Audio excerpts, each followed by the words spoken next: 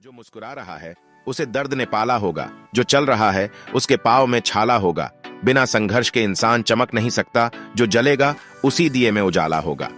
संघर्ष क्यों बचे संघर्ष से? संघर्ष ही तो जीवन की आत्मा है। जितना कठिन संघर्ष होगा उतनी ही शानदार जीत होगी। अब आगे की कहानी।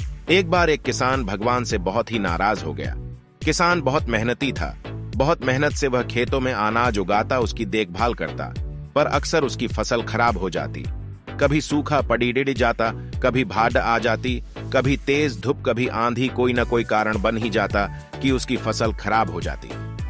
एक दिन वह किसान गुस्से में आसमान की ओर देखकर भगवान से कहा, हे ईश्वर, आपको लोग सर्वज्ञाता मानते हैं कि आप सब जानते हैं, कहते हैं कि आपके इच्छा के बिना एक भी पत्ता नहीं हिलता, पर मुझे तो लगता है कि आप छोटी सी छोटी बात भी नहीं जानते। आपको तो ये भी नहीं पता कि खेती बाड़ी कैसे करते हैं। अगर आप जानते होते तो हर समय जो बाढ़, आंधी और तूफान आते हैं वो कभी नहीं आते। आप नहीं जानते कि कितना नुकसान उठाना पड़ता है हम किसानों को। यदि आप मेरे हाथ में यह शक्ति दे दे कि जैसा मैं चाहूं वैसा मैं मौसम कर दूं, फिर आप देखना मैं अन्न के भंडार लगा दूंगा। भगवान इस किसान के तीखे वाक्य सुनकर मुस्कुरा रहे थे और वह किसान के सामने प्रकट होकर बोले, मैं आज से तुझे यह शक्ति देता हूं कि तुम अपनी खेतों पर तुम्हारी जैसी इच्छा ही तुम वैसा मौसम कर दोगे। मैं बिल्कुल भी दखल न दूंगा, तुम्हारी इच्छा से सब कुछ होगा। किसान बहुत खुश हो गया। किसान ने गेहूं की फसल अपनी खेतों में बोई। जब उसे लगा कि खेतों को धूप चाहिए तो खेतों को धूप मिले, जब पानी बरसना चाहिए तभी पानी, वर्षा, आंधी, तूफान, बाढ़, कुछ भी उसने अपने खेतों पर आने नहीं दिया। किसान के खेत में इस वर्ष ऐसी फसल हुई जैसी कभी नहीं हुई थी। हरी भरी लहलहाती फसल। मन ही मन वह बहुत खुश हो गया और सोचने लगा, अब सबूत के साथ दिखाऊंगा भगवान को कि इसे कहते हैं शक्ति का सही उपयोग। मेरी सफलता देखकर उन्हें अपनी नियम जरूर बदलने पड़ेंगे। कुछ दिन गुजरे, फसल कटने को तैयार हो गए।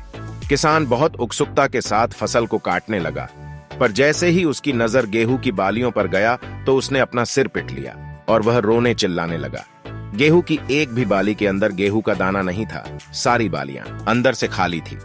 किसान बहुत दुखी हो गया।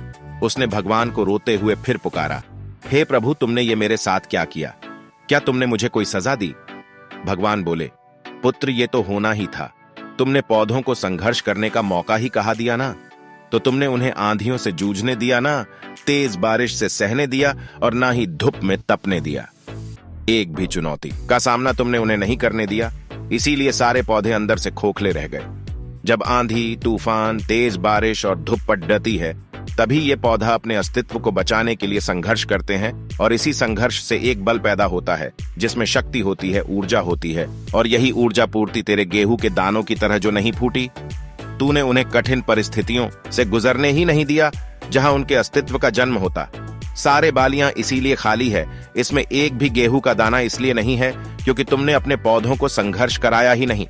याद रखिए, स्वर्ण में सवर्णीय आभा तभी आती है जब वह आग में तपने, गलने और हथौड़े से पीटने जैसे संघर्षों से गुजरता है। कोयले का टुकड़ा हीरा तभी बनता है जब वह उच्च दाब, विपरीत परिस्थितियां, चुनौतियां, समस्याएं हमें और अधिक निखारती है। यदि जीवन में कठिन परिस्थितियां और चुनौतियां आए तो घबराना मत, बल्कि सामना करना, विश्वास करना कि आप और अधिक निखर जाओगे और अधिक मजबूत बन जाओगे। किसी ने कितना सही कहा है, जिंदगी जीना आसान नहीं होता, बिना संघर्ष कोई महान नहीं होता। जब तक ना पड़ी ढे हथौड़े की चोट, तब तक पत्थर भी भगवान नहीं होता।